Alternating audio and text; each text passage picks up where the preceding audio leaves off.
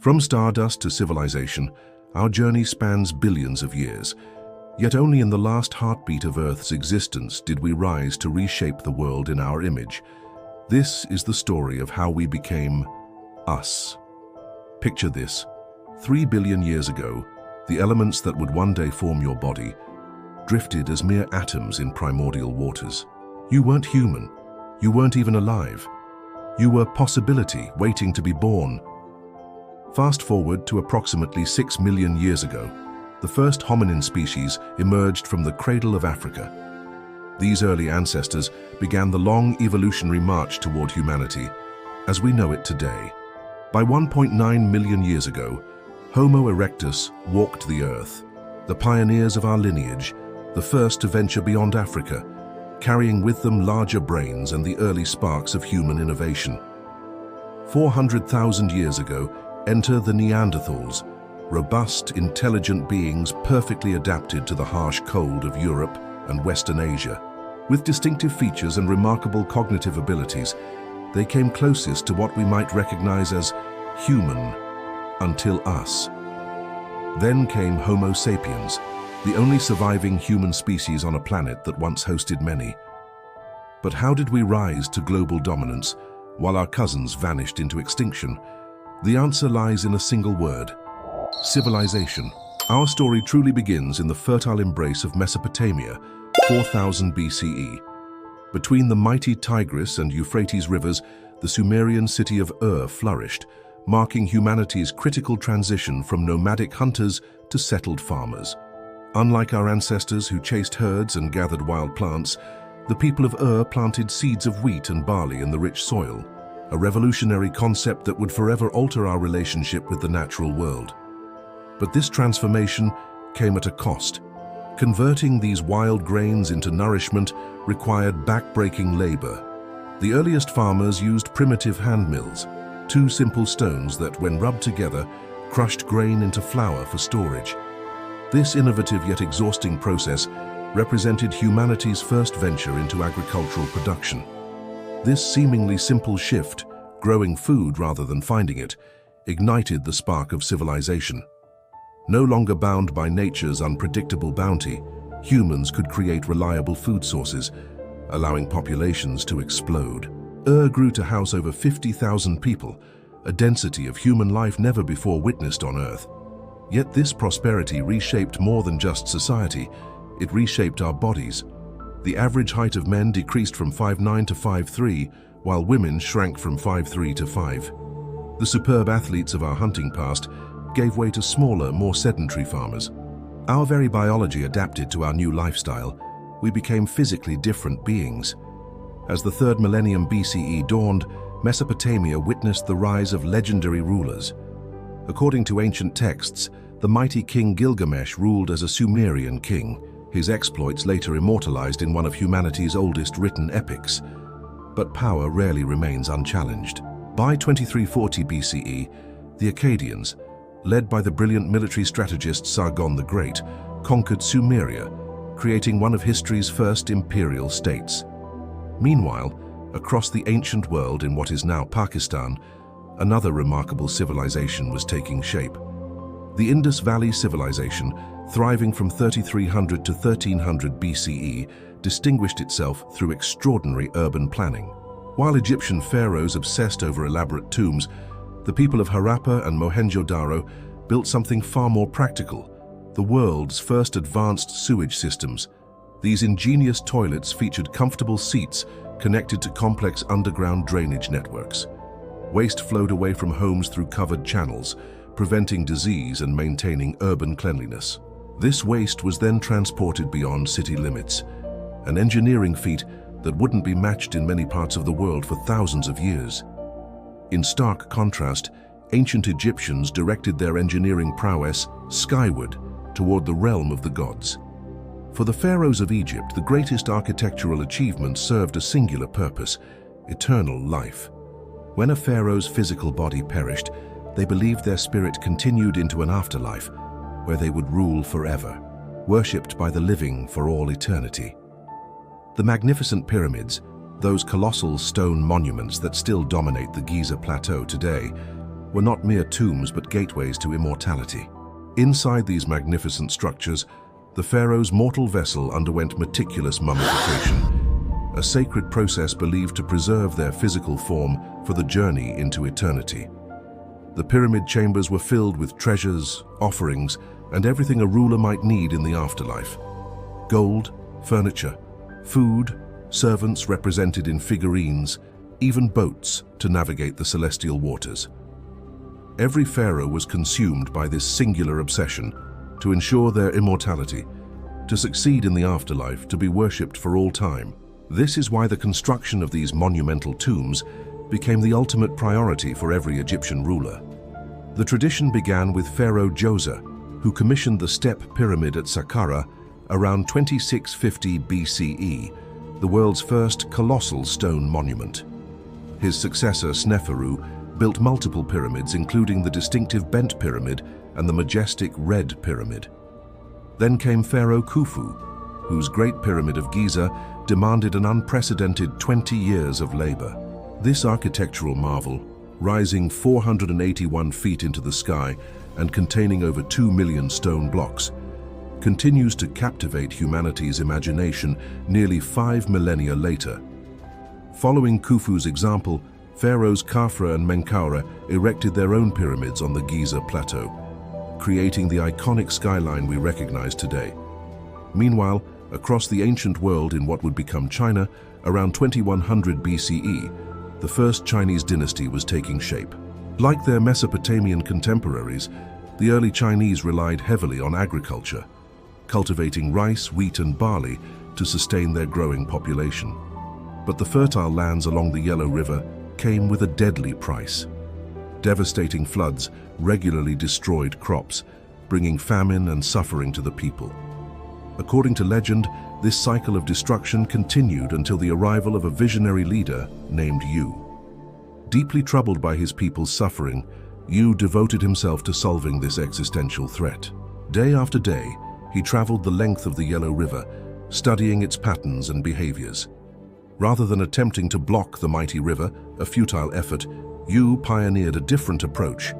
He engineered an elaborate system of channels, levees, and dikes to control and divert the floodwaters, transforming destruction into irrigation. After 13 years of relentless labor, Yu's water management system succeeded where all others had failed. The floods no longer devastated the land, and agriculture flourished. The grateful people hailed Yu as their savior and deliverer, marking the beginning of China's first dynasty, the Xia dynasty.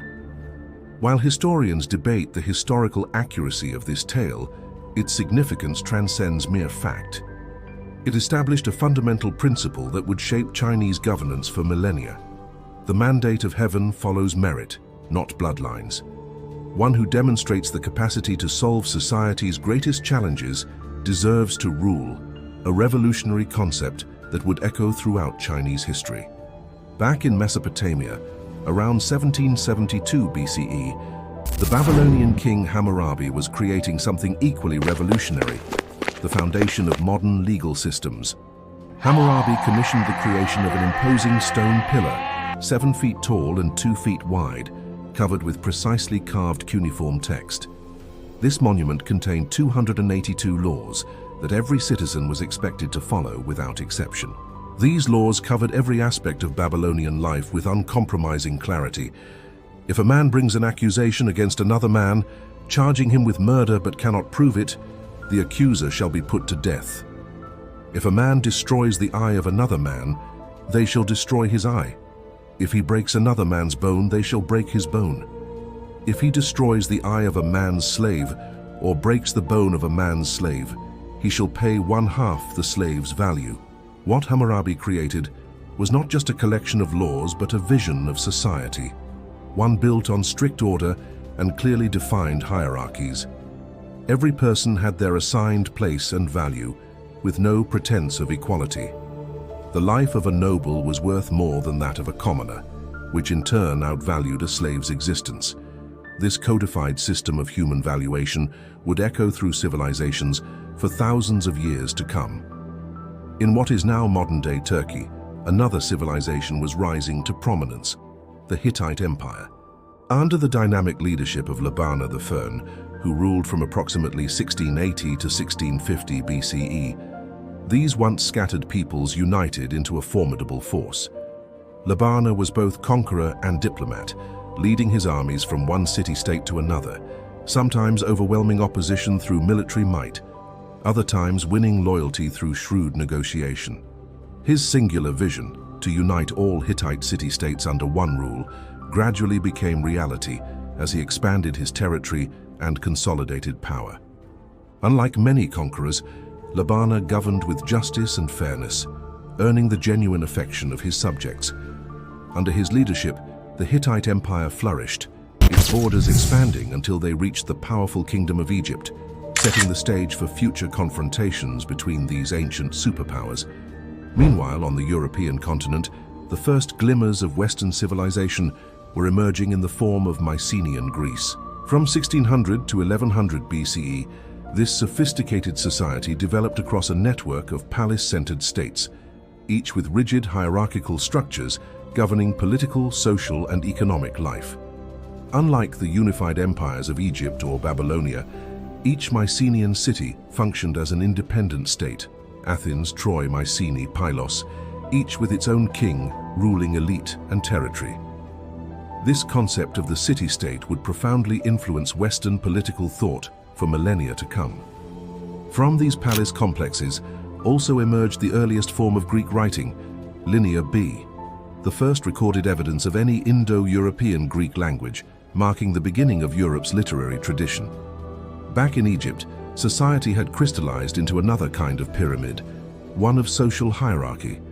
At the broad base were the peasants and slaves, the foundation upon which Egyptian civilization rested. Day after day, season after season, they worked the fertile lands along the Nile, producing food for the entire kingdom.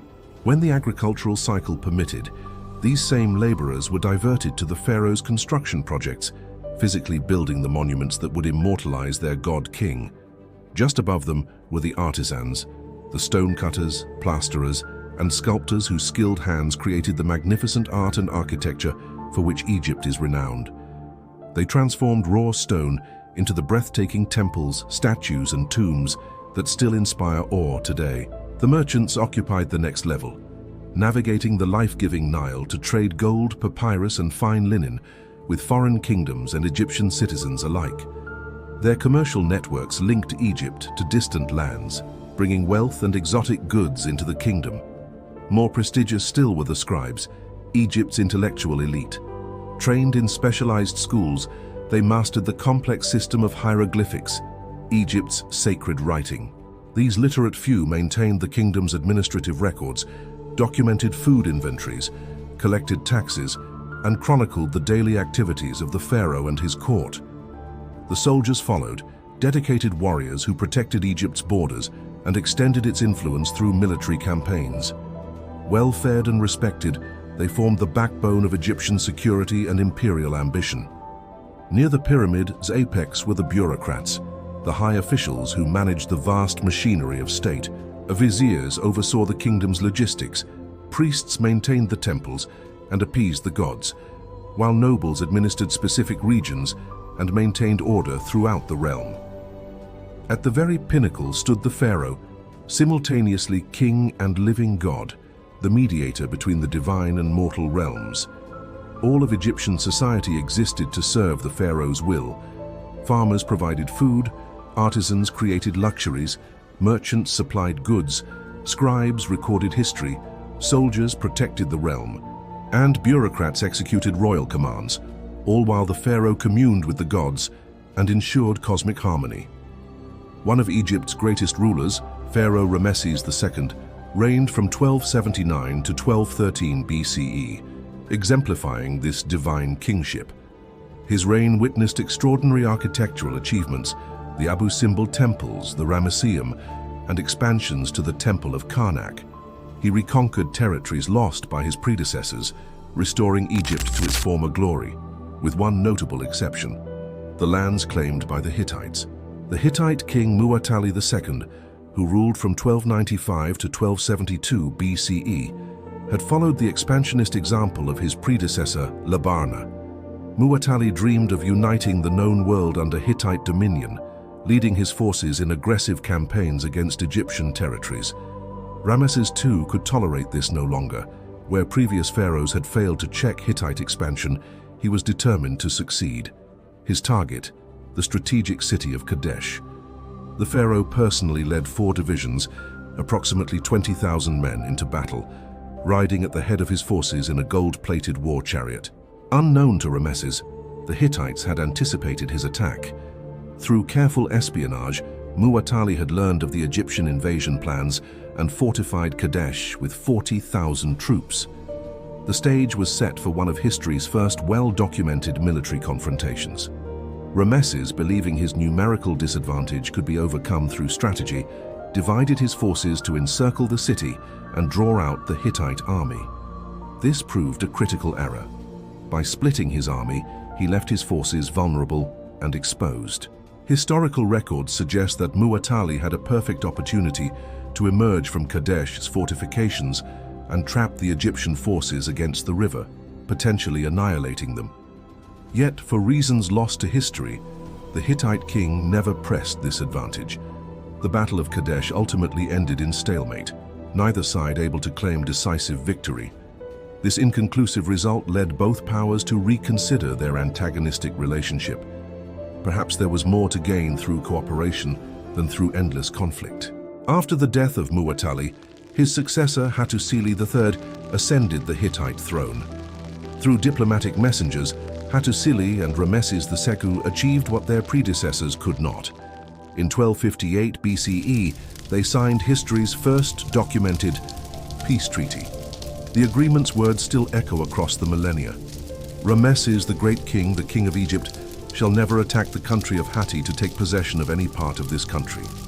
And Hattusili, the great king of Hatti, shall never attack the country of Egypt to take possession of any part of that country.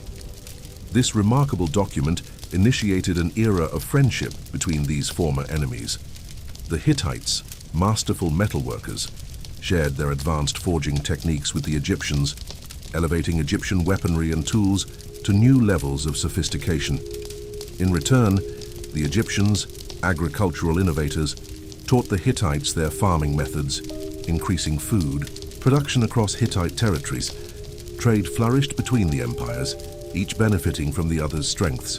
This period of peace and prosperity continued until approximately 1200 BCE, when the mysterious Sea Peoples launched devastating attacks against the Hittite Empire, ultimately leading to its collapse and disappearance from the historical record. Across the ocean, on the American continent, another civilization was taking root.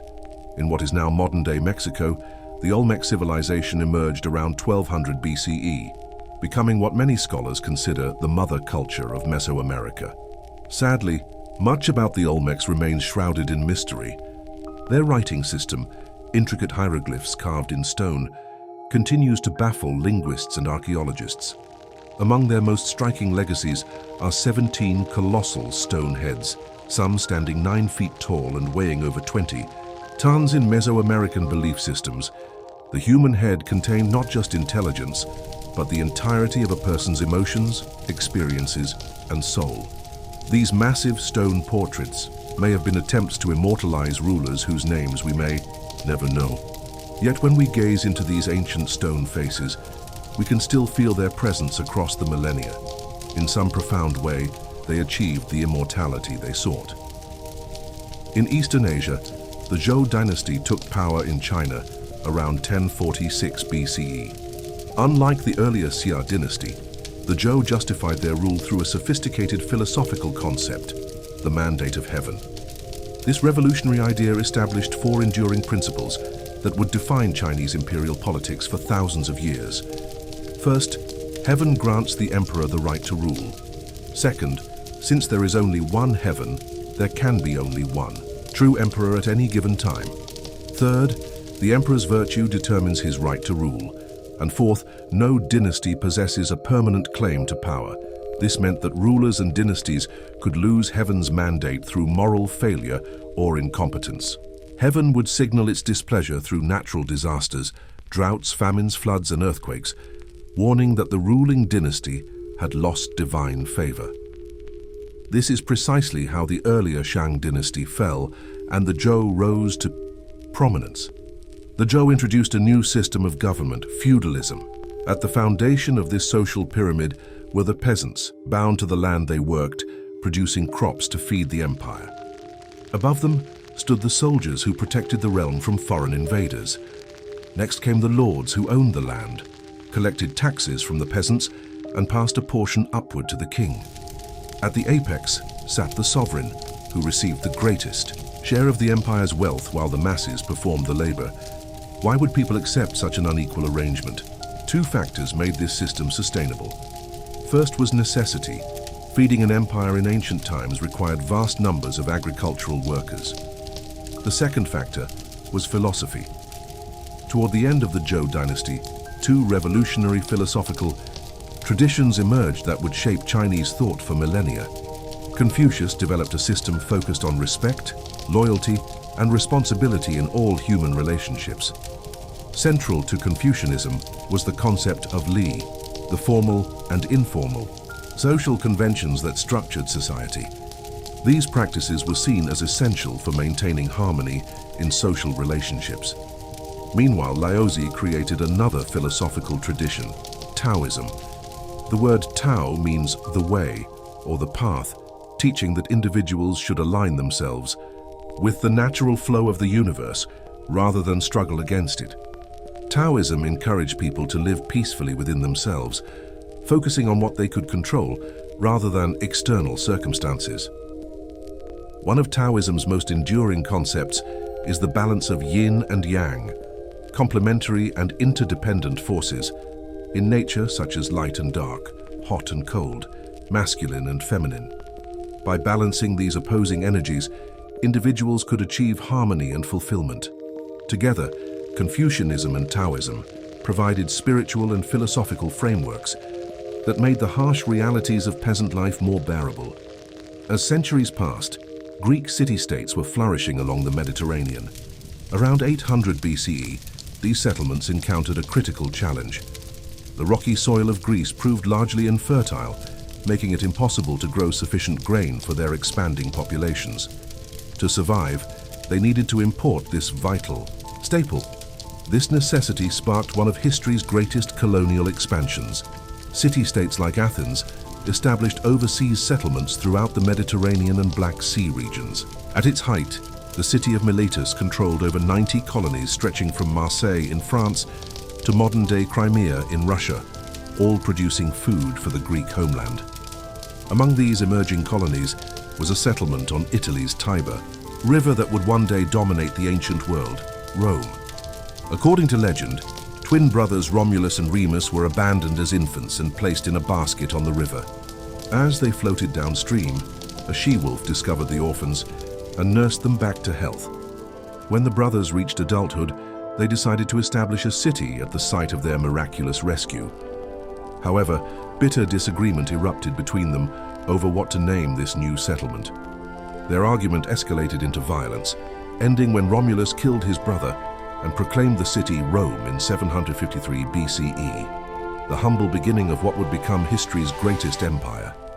While Rome was taking its first steps, far to the east, a Persian named Cyrus the Great was poised to build an empire of his own. At this time, the Persians lived under the dominion of the Median Empire. According to legend, when Cyrus was born, his grandfather, King Astyages of Media, had a disturbing dream that this infant would one day overthrow him. Fearing this prophecy, Astyages ordered his chief advisor to kill the baby. Unable to commit such a heinous act, the advisor instead gave the child to a shepherd family to raise in secret. When Cyrus was discovered at age 10, Astyages again contemplated killing him, but inexplicably allowed him to live, a decision that would fulfill the very prophecy he feared. When Cyrus reached manhood, he gathered an army and revolted against his grandfather. In 550 BCE, Astyages surrendered, marking the beginning of Persian imperial ambitions. Cyrus continued his conquests, subjugating Babylon and extending Persian control across Mesopotamia and into the Indus Valley. He even conquered the Greek colonies in Ionia, laying the foundation for what would become history's largest empire to that point. After Cyrus's death, his imperial mantle passed to another remarkable ruler, Darius the Great. Back in Greece, two powerful city-states were rising to prominence, Sparta and Athens. Though neighbors, they could not have been more different in their values and social structures. Sparta was a society built entirely around military prowess. From birth, Spartan life was dedicated to creating the perfect warrior. Newborns deemed too weak or unhealthy were abandoned to die of exposure.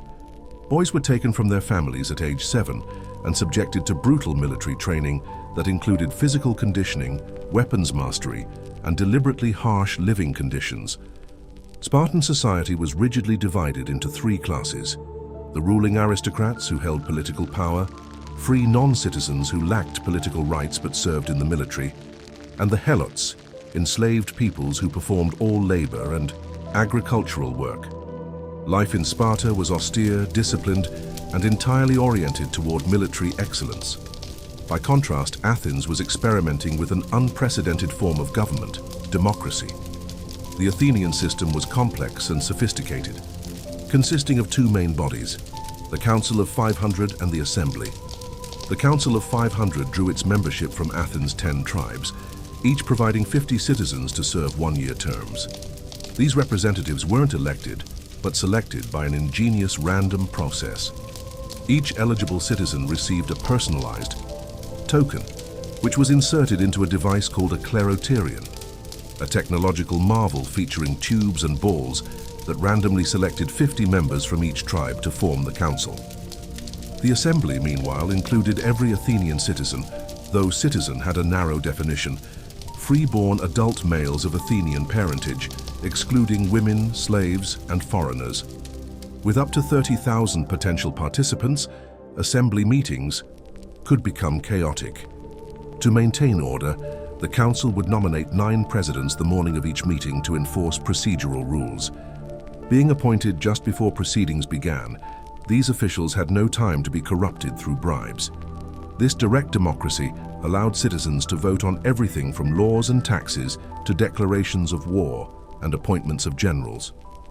Decisions were made by simple majority, with citizens physically moving to different sides of the meeting area to indicate their position. Not everyone admired this system. The philosopher Plato considered democracy dangerously flawed. In his masterwork, The Republic, he wrote, "The true navigator must study the seasons of the year, the sky, the stars, the winds, and all the other subjects appropriate to his profession if he is really fit to control a ship.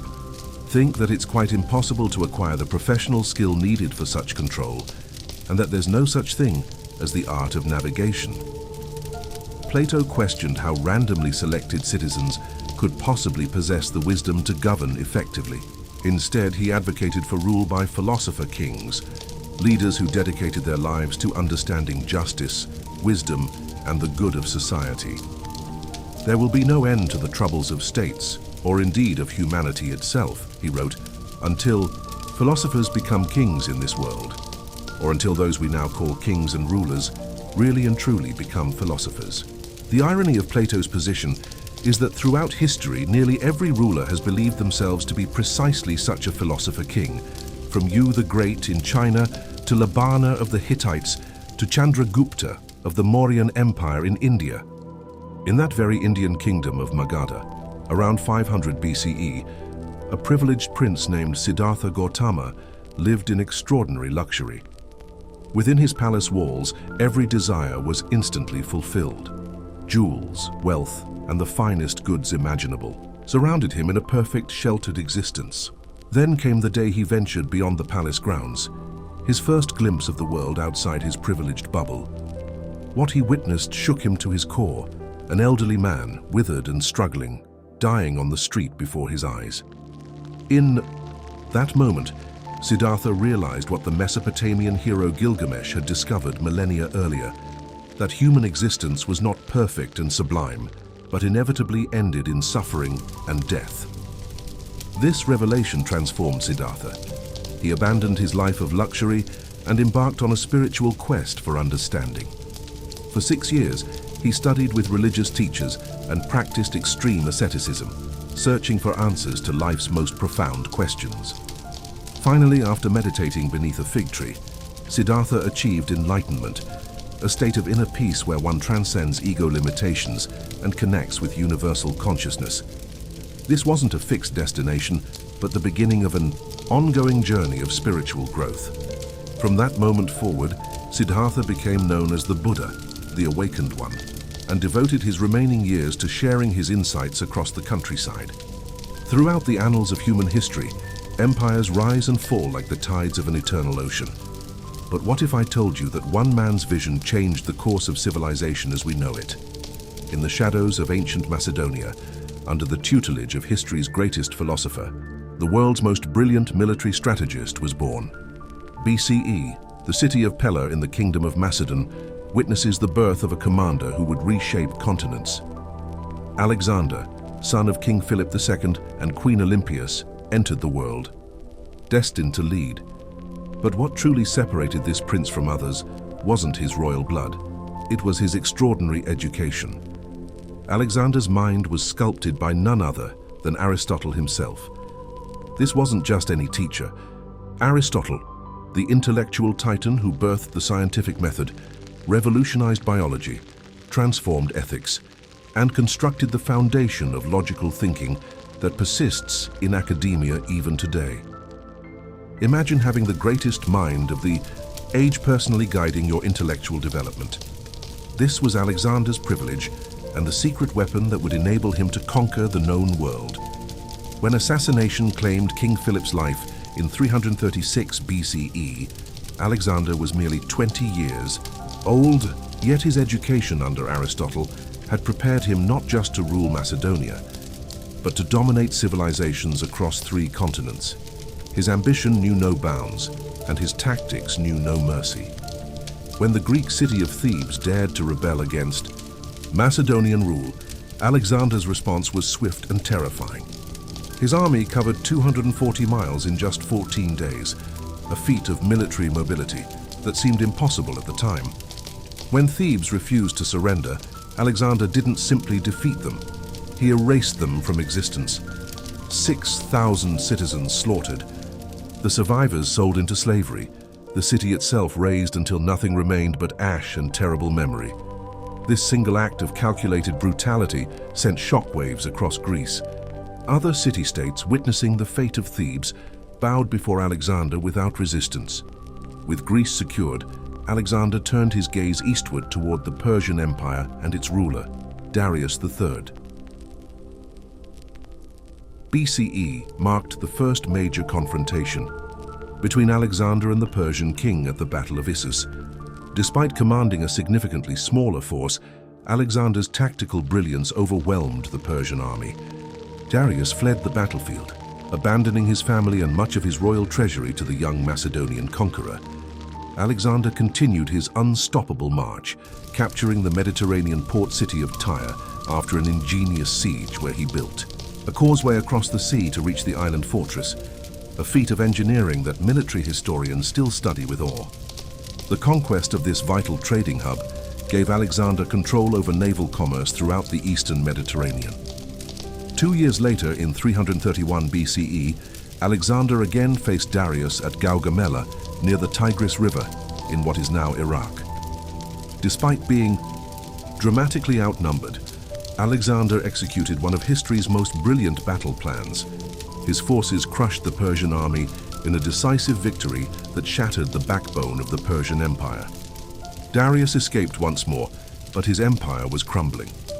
Alexander proceeded to capture Babylon, one of the world's greatest cities, and took possession of Mesopotamia, the cradle of civilization. From there, his campaign pushed eastward, conquering territories in modern-day Iran and Afghanistan. In 330 BCE, his forces captured Persepolis, the magnificent ceremonial capital of Persia, a city of unimaginable wealth and cultural significance. Yet, Alexander's conquest didn't end there. His insatiable hunger for expansion drove him to push further east. He led his army across the treacherous Hindu Kush mountains into India, territory unknown to Greeks before him. But here, finally, Alexander met his limit. Not from an enemy, army, but from his own men. Exhausted by years of continuous warfare in foreign lands, his soldiers refused to march any further. Even Alexander's legendary charisma couldn't persuade them to continue. As Alexander's ambitions faltered in India, a new power was emerging on the subcontinent. The Mauryan Empire, which would soon reach heights of power and territorial control comparable to Alexander's own conquests. Under its most famous ruler, Ashoka the Great, this empire would span across much of what is today India, Pakistan, Bangladesh, and Afghanistan. Ashoka's path to greatness, however, was paved with blood. In 261 BCE, following his parents' deaths, he embarked on a campaign to expand his territories. His eye fell upon the kingdom of Kalinga, and what followed was one of ancient history's most brutal conflicts. Over 100,000 souls perished in the savagery of this conquest. Unlike Alexander, who gloried in his victories, Ashoka found himself haunted by the carnage he had unleashed. Unable to reconcile the suffering he had caused with his conscience, he sought wisdom in the teachings of Buddha. This spiritual transformation would alter not just Ashoka's life but the entire character of his empire. Under Ashoka's transformed rule, the Mauryan Empire became renowned for its embrace of Buddhist principles and its promotion of nonviolence. He commissioned edicts carved on rocks and pillars throughout his vast territories, proclaiming principles of compassion, religious tolerance, and the abolition of slavery, revolutionary concepts for the ancient world that stand in stark contrast to the values that drove Alexander's conquests. In the Western world, Alexander's legacy took a different form. There, death in combat was considered the highest honor, a hero's passage to eternal glory. The farmer who died peacefully in his bed would be forgotten by history, while the warrior who fell with sword in hand would live forever in song and story. Alexander himself would die in Babylon at just 32 years of age, not from enemy blades, but possibly from fever, poison, or excessive drinking. An inglorious end for a man who reshaped the world. Throughout his campaigns, Alexander had spread Greek ideas, the philosophical foundations laid by his mentor Aristotle, across vast territories, planting the seeds that would eventually blossom into Western civilization as we know it today. But Alexander's empire, built on military might rather than sustainable governance, could not survive its creator. After his death in 323 BCE, Alexander's empire disintegrated as his generals engaged in bloody power struggles.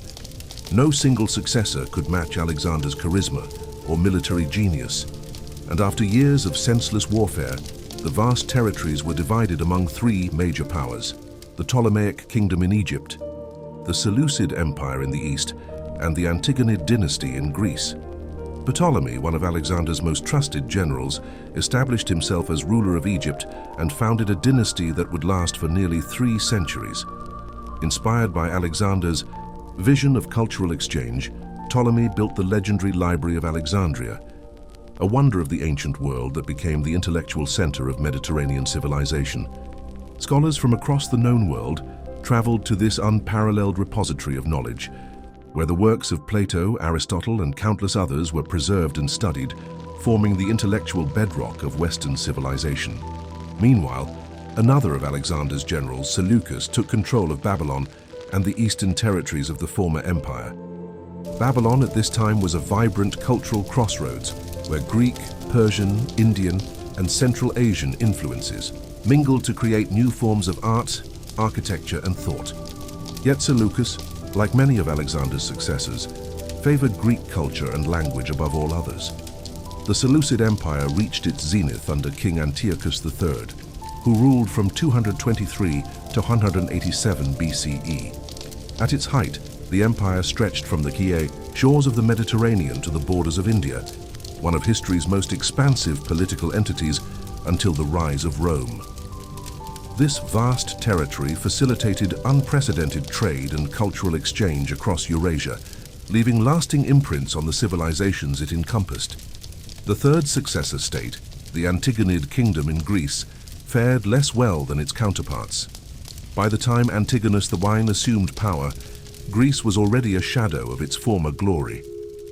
The era of Greek dominance was drawing to a close, setting the stage for a new Mediterranean superpower. As the fragmenting Hellenistic world struggled to maintain Alexander's legacy, a formidable new power was rising in the Western Mediterranean. Rome and Carthage, two ambitious city-states, found themselves on a collision course as both sought control of strategic territories, particularly the island of Sicily, which offered a foothold for dominance over Mediterranean trade routes. The First Punic War erupted as these powers clashed. For 20 years, from 264 to 241 BCE, Rome and Carthage engaged in a brutal struggle for supremacy, culminating in Carthage's defeat and the signing of the Treaty of Lutatius. But the peace was short-lived.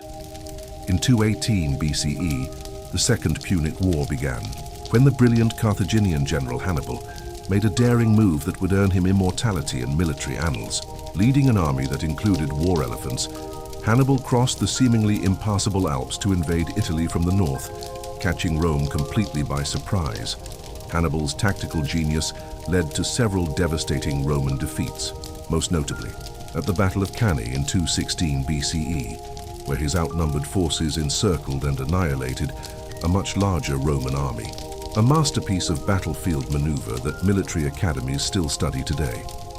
For 15 years, Hannibal remained undefeated on Italian soil, yet he lacked the resources to capture Rome itself. The tide finally turned when the Roman general Scipio Africanus adopted Hannibal's own tactics of mobility and surprise. Rather than continuing the futile effort to defeat Hannibal in Italy, Scipio boldly attacked Carthage itself, forcing Hannibal to return to defend his homeland. At the Battle of Zama in 202 BCE, Scipio achieved what had seemed impossible, defeating Hannibal in open battle. The aftermath was devastating for Carthage. The once great maritime empire was stripped of its territories, its navy, and its political independence. Rome emerged as the undisputed master of the Western Mediterranean, poised to expand its influence across the known world. The balance of power had shifted decisively, marking the beginning of the Roman era. While Rome consolidated its power in the West, momentous changes were transforming East Asia. After centuries of warfare between competing states, Qin Shi Huang unified China in 221 BCE, proclaiming himself the first emperor of a unified Chinese empire. Qin's vision of governance differed radically from the philosophical ideals taking root in the Mediterranean world.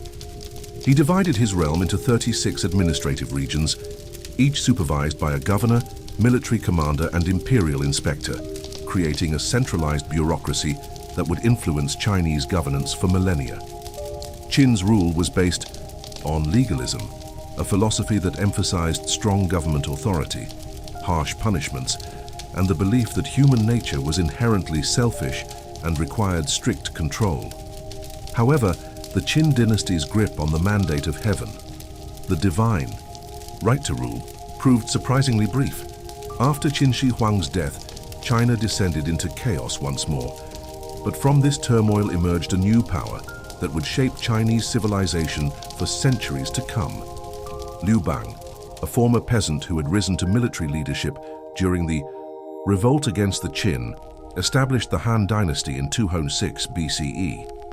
Rather than continuing the severe legalist policies of his predecessor, Liu Bang embraced Confucianism as the philosophical foundation of his empire. Confucian principles of moderation, virtue, and filial piety permeated Han society, fostering a cultural renaissance that would define Chinese civilization. During the Han dynasty, silk production flourished, and Chinese merchants recognized the enormous profit potential in trading this luxurious fabric with distant lands. In 138 BCE, Emperor Han Wudi dispatched an imperial envoy to establish contact with the cultures of Central Asia and the Mediterranean. This diplomatic mission laid the groundwork for what would become the most important trade network in ancient history, the Silk Road. As routes were established, Chinese merchants transported their precious silk across vast distances to the Middle East and eventually Europe, where it commanded astronomical prices. However, the extent of this trade network was initially limited by geopolitical realities. In 97 BCE, the Chinese ambassador Gan Ying was sent to establish direct contact with Rome, bearing gifts of silk for the Roman emperor. Gan Ying's journey took him as far as Mesopotamia, where he encountered the Parthians, the dominant power in what is now Iran. The Parthians, eager to maintain their profitable position as middlemen in the silk trade, deliberately misinformed Gan, claiming that the journey to Rome would take years, when in reality it was much shorter. This deception prevented direct contact between the world's two greatest empires of the time, resulting in a tripartite division of power: Rome in the west, Parthia in the center, and Han China in the east. As these empires developed their distinct civilizations, the Hellenistic world continued its decline. Greece, already weakened by internal strife and the fragmentation of Alexander's legacy, now faced a new threat from the expanding Roman Republic.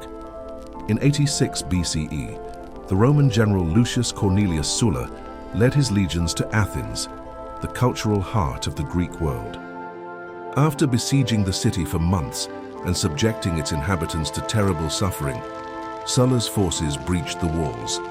What followed was a systematic campaign of looting and destruction that obliterated countless cultural treasures. This conquest cemented Rome's status as the Mediterranean's dominant power and signaled the final eclipse of Greek political independence, though Greek culture and learning would continue to exert profound influence on Roman civilization. Rome's expansionist ambitions didn't stop with Greece. In 63 BCE, General Pompey captured Jerusalem and the region of Galilee, placing these territories under Roman rule. Among the small villages now subject to Roman authority was an obscure settlement called Nazareth, a place that would later achieve worldwide significance for reasons entirely unrelated to imperial politics. The Romans' thirst for conquest pushed ever outward.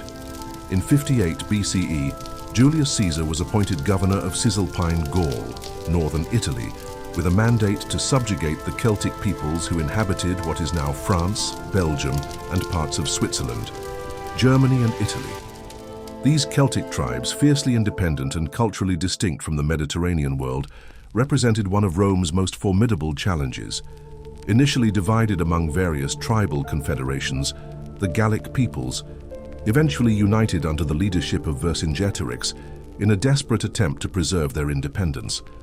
The conflict reached its climax at the fortress town of Alesia in 52 BCE, where Caesar's tactical brilliance would be tested against Gallic determination. Alesia, surrounded by hills and fortified with walls, seemed an ideal defensive position. Vercingetorix had gathered a large force of warriors inside, while Caesar's Roman legions encircled the town. Rather than risking a frontal assault against the formidable defenses, Caesar ordered the construction of an elaborate series of fortifications, a circumvallation wall encircling the town to prevent breakouts, and a second wall facing outward to defend against relief forces. For weeks, the siege dragged on, with both sides enduring heavy casualties. The Gauls made several desperate attempts to break Caesar's lines, but the disciplined Roman forces held firm. The decisive moment came when a massive Gallic relief army under Vercingetorix's ally Commius arrived to break the siege. Caesar divided his forces to face threats from both within and without, a perilous gamble that paid off when his troops repelled the relief army in a fierce battle. With his position now hopeless, Vercingetorix surrendered himself to Caesar, effectively ending organized Gallic resistance to Roman rule. Over the next 2 years, Caesar's legions swept across Gaul, incorporating these territories into the growing Roman state. Far from being mere conquests, the Gallic provinces would eventually be fully integrated into Roman civilization, with their inhabitants eventually gaining citizenship and playing important roles in imperial politics. However, Caesar's military successes had political consequences in Rome itself. The Senate grew increasingly alarmed by Caesar's popularity and the unprecedented power he was accumulating. They demanded that he resign his command and disband his army or be declared an enemy of the state, presenting Caesar with a momentous choice between obedience to the Senate or potential civil war. Roman law strictly prohibited any general from crossing the Rubicon River and entering mainland Italy with an armed force without explicit Senate approval. To do so would constitute treason. This small stream thus became the line of decision, the point of no return for Caesar's ambitions. In 49 BCE, Caesar made his choice. Leading his loyal legions across the Rubicon, he uttered the famous phrase "Alea iacta est," the die is cast. Civil war had begun. In the battles that followed at Corfinium and Pharsalus, Caesar demonstrated that his military genius extended to fighting fellow Romans as well as foreign enemies.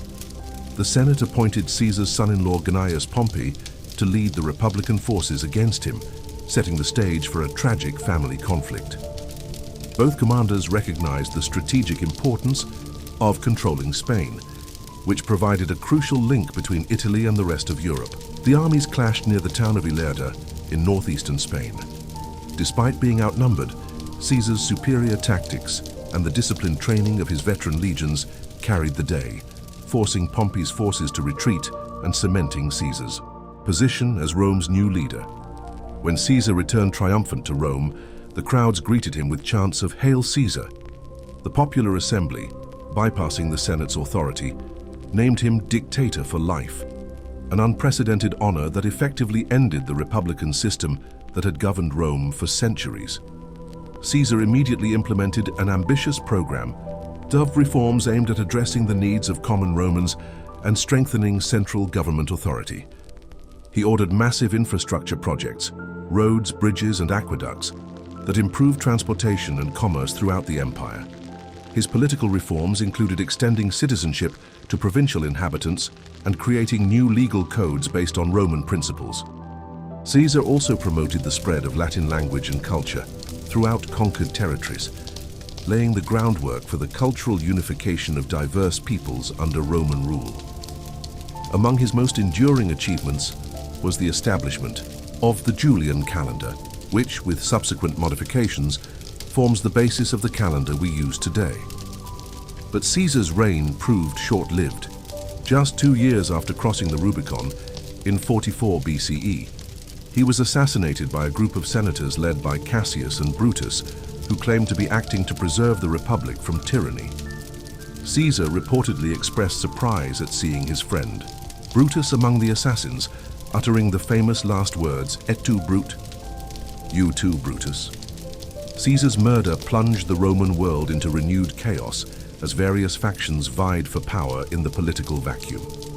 His young adopted son Octavian, only 18 years old, traveled to Rome to claim his inheritance and stake his place in the turbulent political landscape.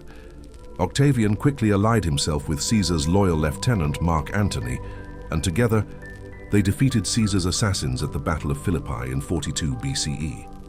However, this alliance soon fractured as both men harbored ambitions to rule Rome alone. Their rivalry would eventually culminate in a final confrontation that would determine the future course of Roman civilization and establish the foundation for an empire that would endure for centuries, reshaping the world in ways that continue to influence our lives today. The rivalry between Octavian and Mark Antony intensified as both men vied for control of the Roman Empire. Their conflict reached its climax in 31 BCE at the naval battle of Actium. Despite commanding a larger fleet, Antony's forces were outmaneuvered by Octavian's more agile vessels.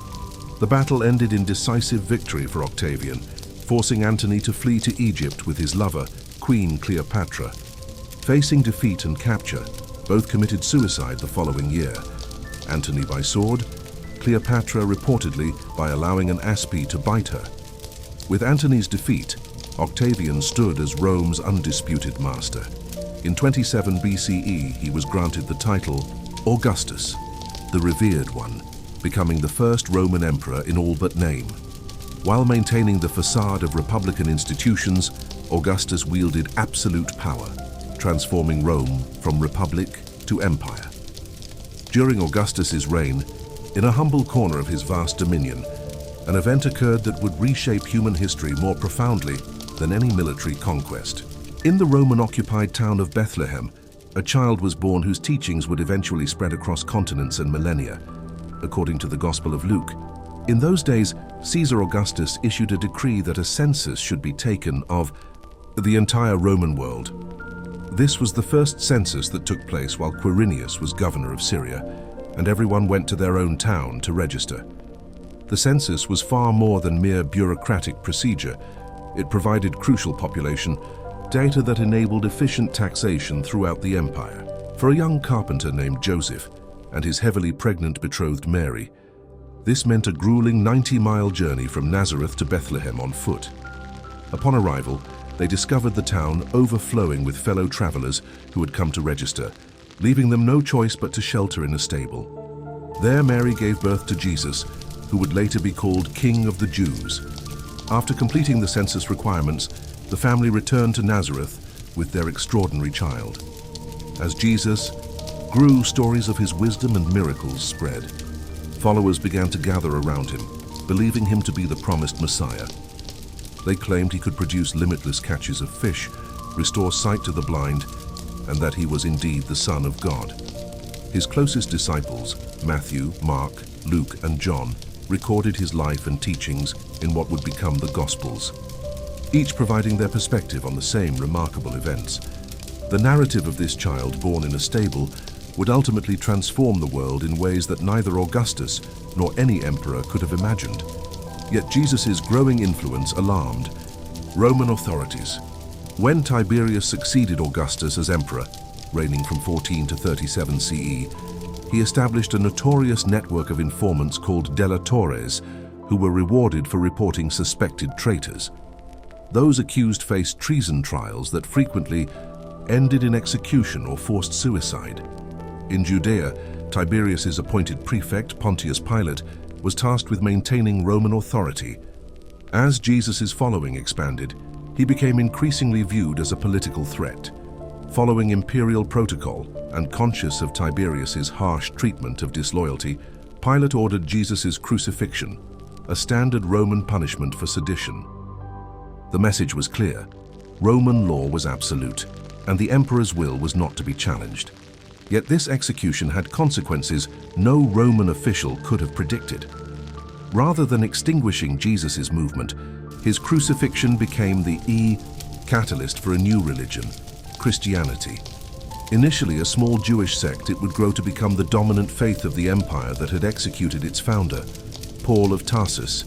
Once a persecutor of Christians who experienced a dramatic conversion, became Christianity's most influential early missionary.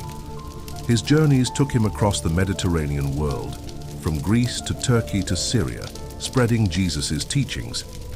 His missionary activities, recorded in the New Testament's book of Acts, brought countless new followers to the faith, while simultaneously creating tensions in a society dominated by polytheistic worship. The growing divide between monotheistic Christians and the polytheistic Roman state intensified when disaster struck the imperial capital. In July of 64 CE, a devastating fire consumed two-thirds of Rome. Emperor Nero, seeking a scapegoat, blamed the Christians for the catastrophe. Beyond persecution, the fire created severe economic challenges. To fund the massive rebuilding efforts, Nero imposed heavy taxes throughout the empire and debased the currency by reducing its precious metal content, creating inflation for the first time in imperial history. The financial strain particularly affected distant provinces. In Jerusalem in 66 CE, simmering resentment erupted into open revolt. Initially successful, Jewish rebels expelled the unprepared Roman forces and gained control of surrounding villages in Galilee. In response, Nero dispatched General Vespasian to suppress the uprising. Vespasian's campaign gradually pushed the rebels back into Jerusalem itself. By the time Vespasian was proclaimed emperor in 69 CE, the rebellion was largely contained but not defeated. During Passover in 70 CE, his forces besieged Jerusalem, cutting off food and water supplies. Inside the walls, factionalism weakened the Jewish resistance. By August, Roman legions breached the city's defenses, slaughtered much of the population, and destroyed sacred sites, including the Second Temple, a catastrophe in Jewish history that continues to resonate today. With the Jewish rebellion crushed, Roman polytheism reasserted its dominance across the empire. Under Emperor Trajan, 98 to 117 CE, Rome reached its greatest territorial extent, spanning from Britain to the Persian Gulf. Roman rule touched nearly every corner of the known Western world, though the vast American continents remained beyond their knowledge or reach. Across the Atlantic, complex civilizations were developing independently. Along the Andes in modern Peru and Chile, the Moche civilization constructed monumental structures, like the Huaca del Sol and Huaca de la Luna, impressive pyramids that served as religious centers. Their agricultural innovations included using bird droppings as fertilizer, while their centralized government maintained strict social hierarchies. To the south, the Nazca people created one of history's most enduring mysteries, the Nazca lines. By removing the dark reddish-brown surface pebbles to reveal lighter soil beneath, they created hundreds of massive geoglyphs depicting geometric shapes, animals, and human figures stretching across the desert. The purpose of these enormous ground drawings remains unknown, fueling speculation and wonder to this day. Around 100 CE, the Zapotec civilization established Monte Alban, their capital city in what is now Mexico. This remarkable urban center showcased sophisticated planning with grid-patterned streets, public plazas, and specialized districts for residential, administrative, and religious functions. This masterpiece of early urban design would remain in use for a millennium.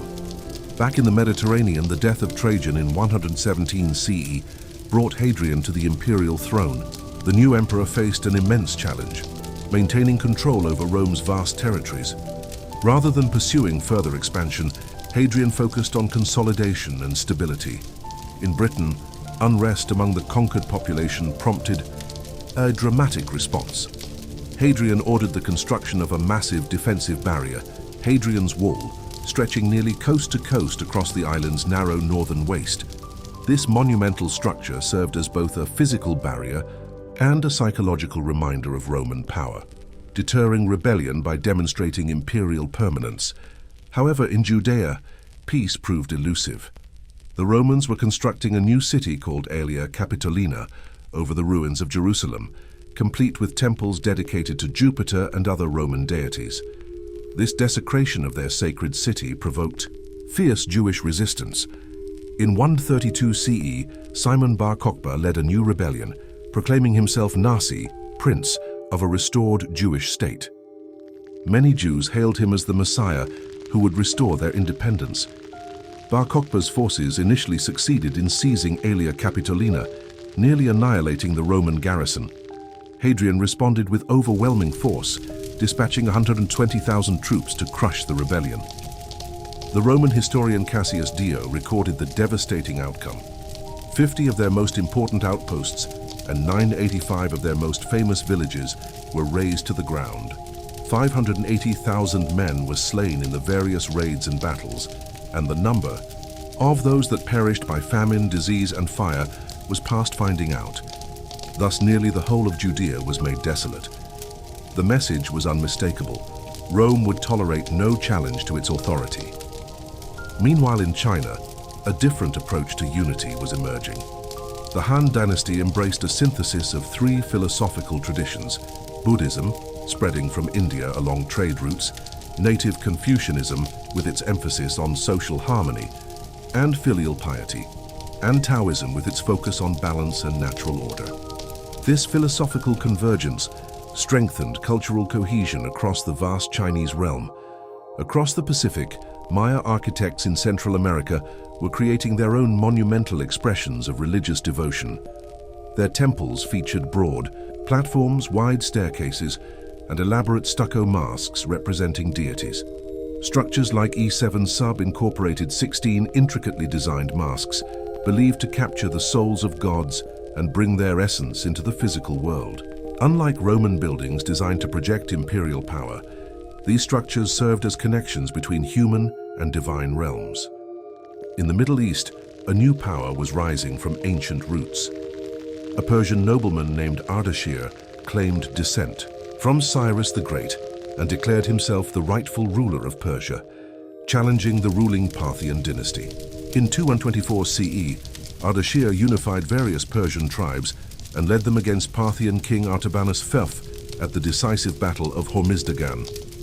The Sassanid forces, renowned for their superior cavalry, defeated the Parthians and captured Artabanus.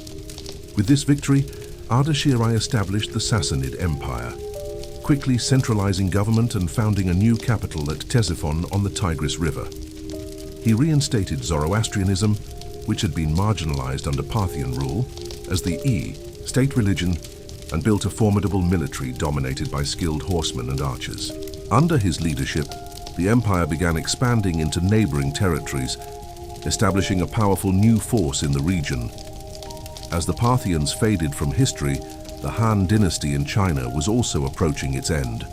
A combination of political instability, economic crises, external threats, and internal rebellions undermined central authority. Regional warlords seized power as the government's attempts to address mounting problems failed. Eventually, a warlord named Cao declared himself emperor and established the Wei dynasty, officially ending the 400-year Han era in 220 CE. Back in Rome, Emperor Diocletian, 284-305 CE, confronted the fundamental challenge of governing an empire that had grown too vast for a single ruler. His solution was the Tetrarchy, dividing the empire into 4 administrative regions, each governed by its own emperor. Within this system, there were 2 senior emperors, Augusti, and 2 junior emperors, Caesars. Diocletian appointed Maximian as his co-Augustus, while Galerius and Constantius served as Caesars. However, this division of power, intended to bring stability, instead created new tensions. Each emperor harbored ambitions for greater authority, setting the stage for conflict and chaos that would soon engulf the Roman world. The year is 305 CE. The Roman Empire stands at a crucial turning point. In an unprecedented move, both Diocletian and Maximian abdicate their positions, retiring from power simultaneously. 3 of the 4 original architects of Rome's Tetrarchy vanish from the political landscape almost overnight, creating a dangerous power vacuum. The stage is set for one of history's most consequential power struggles. Constantine, son of Constantius, watches as his father draws his final breath in 306. Without hesitation, Constantius's loyal army proclaims Constantine as their new Augustus and Caesar simultaneously, a bold, unilateral declaration that violates the established succession plans. Meanwhile, Maximian's ambitious son Maxentius seethes with rage. He believes the position of Caesar should have been his, not Valerius Severus. Taking matters into his own hands, Maxentius dispatches his forces in 307 to confront Valerius Severus, forcing him to surrender and relinquish power. By 308, the Roman world fractures further. Galerius, desperate to maintain some semblance of control, appoints Licinius to replace the deposed Valerius. The western territories of Rome now face a stark division, Constantine commanding Britain and Gaul, while Maxentius claims dominion over Italy and North Africa. Maxentius struggles to consolidate his tenuous grip on power. The people of Rome resist his authority with increasing boldness. In a calculated move to strengthen his position, he orders the construction of a magnificent new bridge spanning the Tiber River, the Milvian Bridge. Constantine perceives Maxentius as a direct threat to his ambitions. He makes the fateful decision to march on Rome and eliminate his rival once and for all. As the opposing armies converge near the Milvian Bridge, something extraordinary occurs. Constantine experiences a vision, a radiant cross emblazoned across the heavens, accompanied by the words, "In this sign conquer." Whether divine intervention, calculated political strategy, or hallucination, Constantine seizes upon this moment. He orders his soldiers to paint the Christian symbol on their shields and banners. His troops, emboldened by their leader's newfound conviction, advance with unprecedented determination. The clash is brutal and merciless. Though Maxentius commands a larger force, his troops lack discipline and strategic positioning. Constantine exploits this weakness masterfully, gradually pushing Maxentius's disorganized forces back toward the Tiber. In the chaotic retreat, Maxentius finds himself forced off the Milvian Bridge, plunging into the unforgiving waters below, where he meets his end. In the aftermath of victory, Constantine meets with Licinius at Mediolanum, modern Milan, to formalize their political arrangement. Together they craft the pivotal Edict of Milan, granting Constantine absolute control over the Western territories while recognizing Licinius as ruler of the East. More significantly, this landmark document extends unprecedented religious tolerance to Christians throughout the empire. Properties confiscated during previous persecutions are restored to their rightful owners. For the first time, Christians can practice their faith openly without fear of imperial reprisal. But the peace between these two powerful rulers proves fragile. Though united on paper, fundamental differences slowly surface. Constantine increasingly embraces Christianity, while Licinius remains devoted to traditional Roman paganism. Their philosophical divide deepens into outright hostility. By 324 CE, their armies clash near the city of Chrysopolis. Constantine's military brilliance shines once again as he drives the Eastern Roman forces to the sea, where countless soldiers are either slaughtered or captured. With this decisive victory, Constantine declares himself sole emperor of a reunified Roman Empire.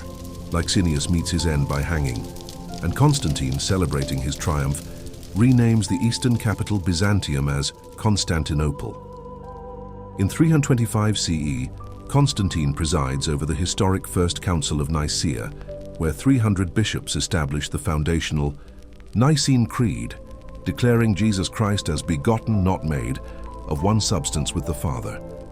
Though Constantine champions Christianity throughout his reign, it is only on his deathbed in 337 CE that he finally receives baptism into the faith that transformed his empire. Christianity's rise and the birth of the Frankish kingdom, while the Western Roman Empire collapsed, the eastern portion transformed. Many scholars debate whether the Eastern Roman Empire centered in Constantinople should be viewed as a continuation of Rome. Nevertheless, under Justinian's leadership, the East evolved into what we know as the Byzantine Empire. Justinian expanded Byzantine territories into Italy, North Africa, and parts of Spain. His lasting contributions include commissioning the Corpus Juris Civilis, a codification of Roman law that became foundational to European legal systems, and the magnificent Hagia Sophia in Constantinople, with its stunning mosaics and marble, work becoming the center of Eastern Orthodox Christianity. During this period, another religious transformation was unfolding in Arabia. In the town of Mecca, Muhammad, an orphan raised by his grandfather and later his uncle, worked as a merchant, earning reputation for trustworthiness.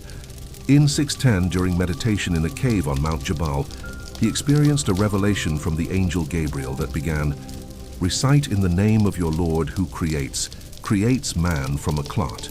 Recite, for your Lord is most generous." These words became the opening verses of the Quran's 96th chapter. Initially hesitant, Muhammad eventually gathered followers, challenging Mecca's pagan traditions by denouncing idol worship. Facing opposition, Muhammad's community migrated to Medina, where they established a thriving Muslim society. When threatened by his former tribe, the Quraysh, Muhammad ingeniously defended Medina by ordering a defensive trench, frustrating enemy attempts to breach the city until harsh weather forced their retreat. By 630, Muslim forces reclaimed Mecca with minimal bloodshed, with Muhammad granting amnesty to former adversaries. At Muhammad's death, Islam had unified the Arabian Peninsula. His successors, beginning with Abu Bakr, expanded Muslim territories dramatically, conquering Byzantine provinces, including Damascus and Jerusalem, overtaking the Sassanid Empire by capturing their capital in 637 and seizing Alexandria from the Byzantines in 642. By 716, Arab forces commanded territories spanning from Lisbon to the borders of China. Their expansion into Frankish territory, modern France, culminated in the pivotal Battle of Tours in 732. Charles Martel, leading Frankish forces, engaged Arab armies in a fierce multi-day conflict where Christianity confronted Islam. After heavy casualties on both sides, the Franks prevailed, forcing Arab retreat to Spain and halting Islamic expansion in Western Europe.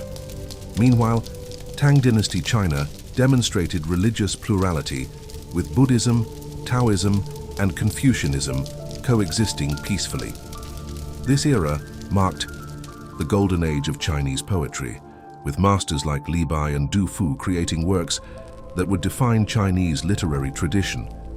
Li Bai's poignant "Sitting Alone on Jingting Mountain" captures this artistic flowering. The birds have vanished. Down the sky. Now the last cloud drains away. We sit together, the mountain and me, until only the mountain remains. Charlemagne, Charles the Great, ascended to the Frankish throne in 768, expanding his empire through military campaigns across Western Europe into regions of modern France, Germany, Italy, and Spain, while vigorously promoting Christianity. Contrast: when Harun al-Rashid became caliph in 785, he prioritized intellectual advancement over conquest, establishing Baghdad's House of Wisdom. This center attracted scholars worldwide who translated ancient works and developed mathematics, chemistry, sociology, and conceptualized infinity. The Vikings pursued different ambitions. On June 8, 793, Norse raiders struck Lindisfarne, a secluded island monastery off England's northeast coast, renowned as a center of learning. The brutal assault, killing monks and taking others as slaves, marked the beginning of the Viking Age and sent shockwaves through Christian Europe. In 799, when Pope Leo III faced accusations of misconduct and fled to Frankish lands, Charlemagne intervened to restore him. With papal authority under challenge, Charlemagne traveled to Rome in late 800. On Christmas Day in St. Peter's Basilica, Pope Leo crowned Charlemagne as Holy Roman Emperor, establishing a new imperial entity in Western Europe. Though Charlemagne laid foundations for greatness, his death in 814 revealed the empire's fragility. His son Louis the Pious, 788-840, was perceived as well-intentioned but ineffectual against Viking raids along the Rhine that targeted cities like Cologne, Trier, and Mainz, destroying religious artifacts and undermining imperial authority. As central power weakened, local leaders assumed defensive responsibilities, prompting common people to surrender freedoms in exchange for protection, effectively recreating feudalism. While the Holy Roman Empire battled Vikings and Byzantines fought Arabs, Islamic forces conquered Mediterranean islands, including Crete, completed by 827, Sicily, and Sardinia, 828. Following Louis the Pious's death in 840, family conflicts fragmented Charlemagne's realm. The Treaty of Verdun divided the empire among three heirs.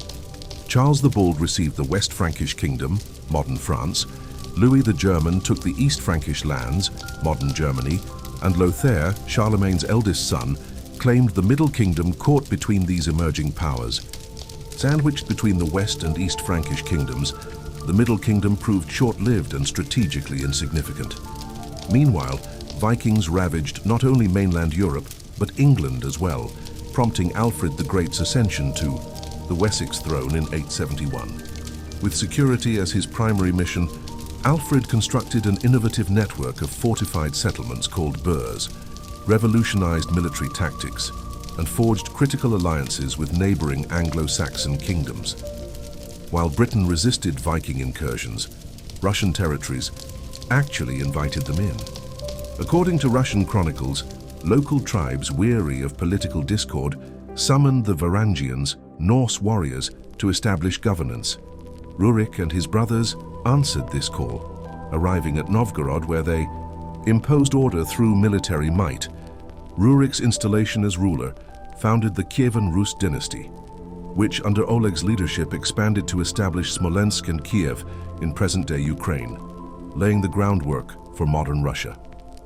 In England, Alfred's grandson Athelstan strengthened his grandfather's alliance framework. Proclaimed King of Essex, Athelstan unified Anglo-Saxon kingdoms against Viking threats, earning recognition as England's first true king and initiating one of history's most enduring monarchies. The East, Frankish kingdom confronted similar challenges from Magyar raiders who terrorized the region. King Otto decisively defeated these invaders at the Battle of Lechfeld in 955, subsequently conquering Italian territories and restoring Christianity in formerly pagan regions. In 962, Pope John XIII crowned Otto as Holy Roman Emperor, reviving imperial authority in Central Europe. France faced dynastic crisis when King Louis V, Charlemagne's direct descendant, died childless at age 20 in 987. The French nobility elected between Hugh Capet, a powerful landholder in the Île-de-France region, and Charles, Duke of Lower Lorraine. With Archbishop Adalbero of Reims' backing, Hugh Capet secured the throne, establishing the Capetian dynasty that would shape French history. Throughout Europe, perpetual warfare and territorial ambition fostered widespread fear. Societies increasingly adopted feudal structures, creating rigid social hierarchies. At the foundation were serfs who cultivated the land and produced food. Above them stood knights providing military protection, followed by nobles who governed specific territories. Kings granted lands to these nobles, but ultimate authority rested with the Pope, who claimed divine right over all lands through direct communion with God. Early in the 11th century, Leif Erikson ventured west from Greenland, reaching a resource-rich land he named Vinland, modern Newfoundland, Canada. Establishing a temporary settlement, Leif's expedition traded with indigenous peoples and explored regions abundant with timber, fish, and game. Returning to Greenland the following spring as celebrated explorers, they remained unaware they had discovered an entirely new continent for Europeans.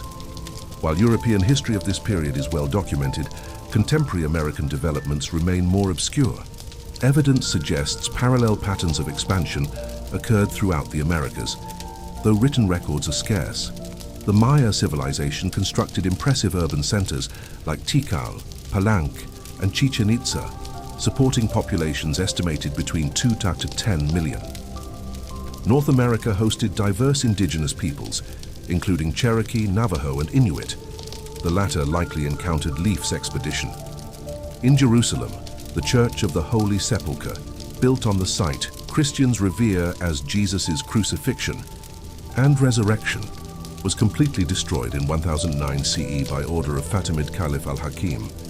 News of this devastation horrified European Christians, prompting Pope Sergius IV to issue a circular letter calling for holy war against Muslims in the Holy Land. Before Christians could mobilize, the Abbasid Caliphate faced displacement by the Seljuk Turks, Central Asian Muslim warriors who captured Baghdad in 1055. While initially respecting the caliph's position, they gradually assumed actual power, expanding to capture Medina in 1076 and Mecca the following year, Islam's holiest cities. This Muslim political fragmentation left them vulnerable when Pope Urban II, at the Council of Clermont in 1095, summoned Christians to liberate the Holy Land, promising spiritual rewards and sin forgiveness to crusaders. European nobles, including Godfrey of Bouillon, Bohemond of Taranto, and Robert of Flanders, led armies eastward. Taking advantage of Muslim disunity, Christian forces captured the county of Edessa in 1098 and Jerusalem itself in 1099. The Muslim counteroffensive came in 1144 when Turkish ruler Imad ad-Din Zengi besieged Edessa. Poorly defended, the city fell after weeks of assault, with inhabitants killed or enslaved. Europeans responded with another massive expedition in 1147, but plagued by logistical challenges, food shortages, and political rivalries, the campaign collapsed after the disastrous Battle of Inab in 1149, where King Louis VII was captured and Crusader forces decimated. While Christians and Muslims fought for control of the Levant, the Khmer Empire under King Suryavarman II constructed the magnificent Angkor Wat temple complex dedicated to the Hindu deity Vishnu. Revered as the universe's preserver and protector, typically depicted with blue skin holding 4 symbolic objects.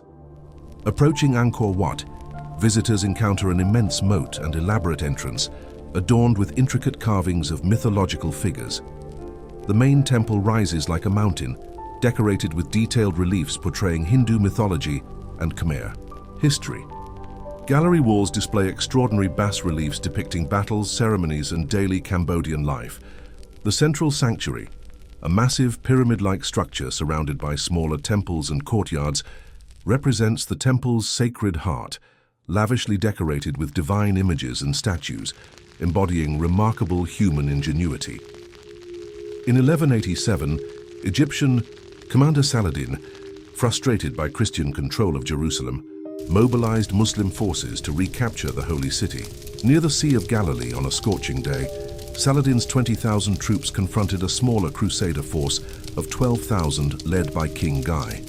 Initial skirmishes escalated into full engagement, with Saladin's superior cavalry encircling the crusaders who struggled with heat and thirst. Muslim forces ultimately broke through crusader lines, capturing many knights. Though King Guy escaped with a small contingent, most of the crusader army was destroyed, enabling Saladin's subsequent conquest of Jerusalem. Christians responded with yet another crusade, this time led by Europe's most powerful monarchs, Holy Roman Emperor Frederick I, England's King Richard I, and France's King Philip II. Despite their combined might, they failed to recapture Jerusalem from Saladin's forces, marking the Third Crusade as unsuccessful. Genghis Khan entered the world amid violence, allegedly, clutching a blood clot at birth, and lost his father to poison before age 10. Abandoned by his clan, young Genghis, his mother and siblings faced starvation. However, he gradually forged alliances among Mongolian mountain tribes, unifying approximately 1 million people by 1206. Surprisingly progressive, Genghis outlawed female trafficking, abolished Mongol enslavement, and permitted religious freedom. In warfare, however, he showed merciless efficiency. His first campaign against the Xixia kingdom in 1209 saw his highly mobile cavalry overwhelm defenders. From 1211-1214, Mongol forces devastated Jin dynasty territories in China, creating such severe food shortages that Jin authorities sacrificed tens of thousands of peasants to sustain their elite. By 1214, Mongols besieged and burned the Jin capital Zhongdu, modern Beijing. In early 13th century England, King John confronted mounting pressure from barons demanding expanded rights and legal protections. Their negotiations produced the Magna Carta, documenting freedoms the king could not violate, including rights to fair trial, due process, and protection from arbitrary arrest. The document established habeas corpus, requiring governmental presentation of prisoners in court with lawful detention justification, which became fundamental to modern legal systems worldwide. The crusading spirit persisted into 1217 when King Andrew II of Hungary and Duke Leopold VI of Austria led a new expedition targeting Jerusalem. Though crusaders successfully captured Damietta in 1219, they failed to advance further into Egypt. After numerous setbacks, including mass imprisonment of crusader forces, the Christian armies abandoned their Egyptian campaign, eventually securing a treaty allowing their withdrawal. Despite their Egyptian retreat, the Crusaders' withdrawal preserved their forces, if not their objective. Meanwhile, Genghis Khan continued his military campaigns, targeting the Khwarezmian Empire across modern Turkmenistan, Uzbekistan, Afghanistan, and Iran in 1219. The Mongol armies methodically conquered city after city, Bukhara, Samarkand, Herat, employing strategic brutality and psychological warfare. Skilled artisans like carpenters and jewelers were typically spared, while aristocrats and resistant soldiers faced execution. Unskilled captives often served as human shields during subsequent assaults. Historical casualty figures remain contested, partly because Mongols deliberately cultivated their fearsome reputation to inspire preemptive surrender. At Genghis Khan's death, his domain stretched from the Sea of Japan to the Caspian Sea, a genetic legacy so profound that approximately 8% of men across South Asia carry his Y chromosome signature today. The Holy Roman Empire attempted yet another expedition to recapture Jerusalem in 1228 under Emperor Frederick II, but this Sixth Crusade ended in failure. Undeterred by previous disappointments, King Louis IX of France launched the Seventh Crusade in 1248, only to be captured by Muslim forces and compelled to pay an enormous ransom before retreating. With remarkable persistence, Louis IX mobilized another expedition in 1270, but succumbed to dysentery during the campaign.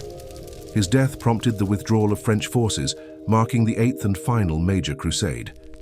In England, political innovation was underway. King Edward III's 1295 parliamentary summons reflected emerging concepts of representation. Since the most righteous law of the emperors ordains that what touches all should be approved by all, so it appears that common dangers should be met by remedies agreed upon in common. Edward subsequently requested a tenth of noble incomes and an 11th from knights, establishing one of history's earliest parliamentary systems. Meanwhile in Africa, the legendary Mansa Musa of Mali achieved unprecedented wealth.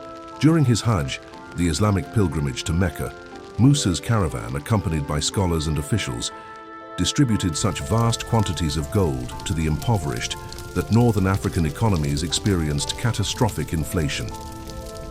Upon returning to Mali, Musa dedicated himself to transforming Timbuktu into Islam's intellectual capital, investing heavily in the University of Sankore, where Islamic theology, law, and literature flourished.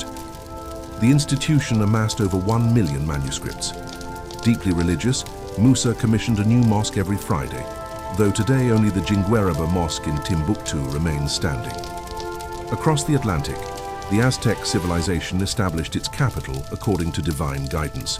Their deity Huitzilopochtli instructed them to build where they witnessed an eagle perched on a cactus, devouring a serpent. Upon observing this precise scene on an island in Lake Texcoco, they interpreted it as sacred confirmation and founded Tenochtitlan. As their society developed, they constructed impressive structures including the Great Temple, twin pyramids dedicated to the gods Huitzilopochtli and Tlaloc.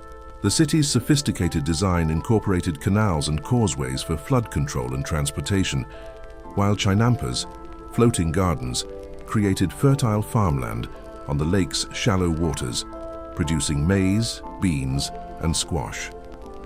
While Mali and the Aztecs built thriving cities, England and France descended into the 100 Years' War.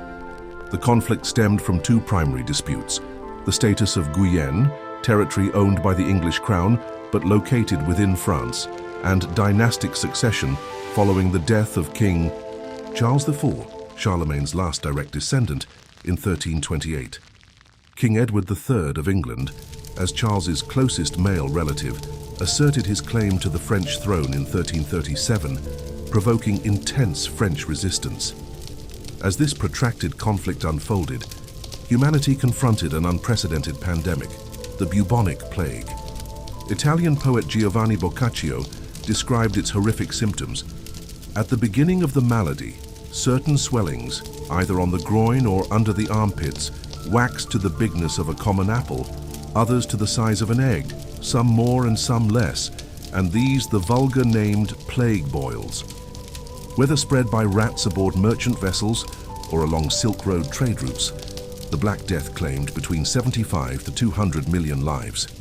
This demographic catastrophe altered social structures, compelling landowners to offer better terms to surviving peasants and inadvertently advancing workers' rights. In China, the Mongol Yuan dynasty faced rebellion from insurgents called the Red Turbans, led by Zhu Yuanzhang. Born to impoverished peasants, Zhu built a formidable following among rebel forces and eventually emerged as their leader. In 1368, he proclaimed himself emperor, establishing the Ming dynasty and inaugurating a new era in Chinese history. Bai Qi, 1428. The 100 Years' War had reached a critical juncture when 16-year-old Joan of Arc left her village of Domremy to seek audience with Charles VII, requesting command of French forces against the English. Initially met with skepticism, Joan's persistence eventually won military support. Her first major triumph came at the Siege of Orleans in 1429, where her bold tactical assaults broke the English siege and liberated the city, dramatically boosting French morale. Over subsequent months, Joan led French armies to multiple victories, including the Battle of Patay in June 1429. However, her success generated powerful enemies. Captured by Burgundian allies of England in 1430, Joan faced charges of heresy and witchcraft. Despite enduring a grueling trial where she was accused of cross-dressing, sorcery, and hearing divine voices, Joan maintained unwavering faith in her divine mission. Found guilty, she was executed by burning at the stake on May 30th, 1431, at just 19 years old. 20 years later, the Battle of Castillon saw Charles VII's forces decisively defeat the English, effectively ending England's territorial claims in France. Meanwhile, the Byzantine Empire entered terminal decline, weakened by centuries of warfare, political instability, and economic deterioration. In contrast, the ascending Ottoman Empire under Sultan Mehmed II recognized the strategic value of Constantinople. By 1453, Mehmed mobilized approximately 80,000 soldiers, including elite Janissary corps and formidable artillery, to besiege the city. Byzantine defenders under Emperor Constantine V were vastly outnumbered and outgunned. For nearly 2 months, Ottoman cannons bombarded Constantinople's walls, inflicting extensive damage, while Byzantine forces struggled with dwindling supplies and morale. On May 29, 1453, the Ottomans launched their final assault using siege towers to breach the walls. Despite valiant resistance, Byzantine defenders were overwhelmed as Ottoman forces stormed the city. Constantinople's fall in 1453 marked the Byzantine Empire's end, erasing the last vestiges of Roman imperial continuity and inaugurating Ottoman dominance throughout the eastern Mediterranean. While Byzantine power collapsed, Russian principalities achieved independence from Mongol domination. Under Mongol rule, Russian towns had been forced to pay tribute or face devastating reprisals. In 1472, Ivan III the Great refused this tribute, systematically strengthening his military and expelling Mongol garrisons from various Russian cities. By 1480, when Mongol forces demanded tribute under threat of military action, they retreated after a tense standoff, marking Russia's emergence as a sovereign power and signaling the Mongol Empire's decline. In 1492, as Christopher Columbus navigated the Atlantic seeking a westward route to India, Europeans encountered the Americas. Landing on a Bahamian island he named San Salvador, Columbus met the Lucayan people, skilled fishermen and farmers who welcomed his expedition and provided essential supplies. Meanwhile, Europe entered a cultural renaissance. In 1503, Leonardo da Vinci created the Mona Lisa, which biographer Walter Isaacson described as the greatest emotional painting ever done. The way the smile flickers makes it a work of art and science because Leonardo understood optics, the muscles of the lips, and how light strikes the eye. All of it goes into making the Mona Lisa's smile so mysterious and elusive. In 1504, Michelangelo sculpted David, later reflecting, "In every block of marble I see a statue as plain as though it stood before me, shaped in perfect form and attitude and action. I have only to hew away the rough walls that imprison the lovely apparition to reveal it to other eyes as mine see it." By 1506, Michelangelo was transforming the Sistine Chapel ceiling with his monumental frescoes. In the political realm, Niccolò Machiavelli produced perhaps history's most influential political treatise. In The Prince, Machiavelli observed, "It is much safer to be feared than loved, because love is preserved by the link of obligation, which, owing to the baseness of men, is broken at every opportunity for their advantage. But fear preserves you by a dread of punishment which never fails." His cynical pragmatism reflected the realities faced by ordinary people throughout history. Farmers who surrendered their harvests to feudal lords, not out of affection, but from fear of the chaos that might follow without their protection. The common person lived in perpetual anxiety about external threats, reluctantly accepting exploitation as the price of security. Martin Luther wasn't satisfied with merely observing human nature. He sought meaningful change, growing frustrated with the Catholic Church's practices, particularly the selling of indulgences, documents that supposedly reduced time in purgatory after death. Luther took action. These practices, in his view, contradicted biblical teachings that emphasized spiritual devotion over financial transactions. In response, Luther composed his famous 95 Theses, a collection of arguments challenging church authority and advocating for reform. On October 31, 1517, following academic tradition, he affixed these theses to the Wittenberg Castle church door, effectively announcing a public discourse. This bold act ignited heated debates throughout Europe's religious and scholarly communities. While some embraced his critiques, others condemned him as dangerous to established order. This watershed moment marked the birth of Protestantism in Tui. 1519, Spanish forces under Hernán Cortés reached Aztec territory. Initially welcomed with precious metals and valuable gifts, as the Aztecs mistakenly believed the Spaniards were divine messengers of Quetzalcoatl, Cortés soon revealed his true conquest intentions. The ensuing years witnessed fierce conflicts characterized by extreme violence. Despite being vastly outnumbered, the Spanish forces prevailed through superior weaponry, firearms and artillery, and crucial alliances with indigenous groups opposed to Aztec rule. After a prolonged siege, Tenochtitlan fell in 1521, effectively ending the Aztec Empire. Following Cortés's example, Francisco Pizarro led an expedition that conquered the Inca Empire in modern-day Peru. Beyond military violence, European diseases proved even more devastating.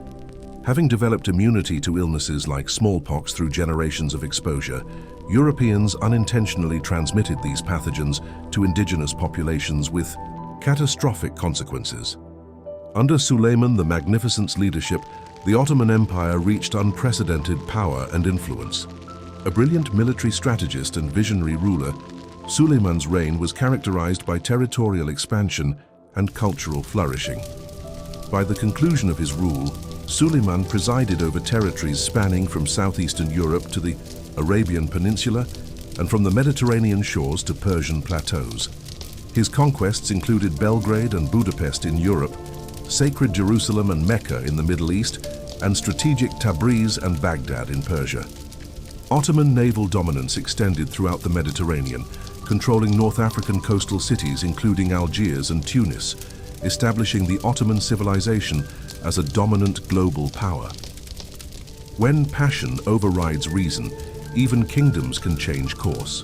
King Henry VIII, captivated by Anne Boleyn, desperately sought to marry her. However, with Catherine of Aragon still his wife and the Catholic Church prohibiting divorce, Henry created his own solution, breaking from Rome to establish the Church of England under his authority. The 1534 Act of Supremacy officially declared the king, not the Pope, as supreme head of England's Church.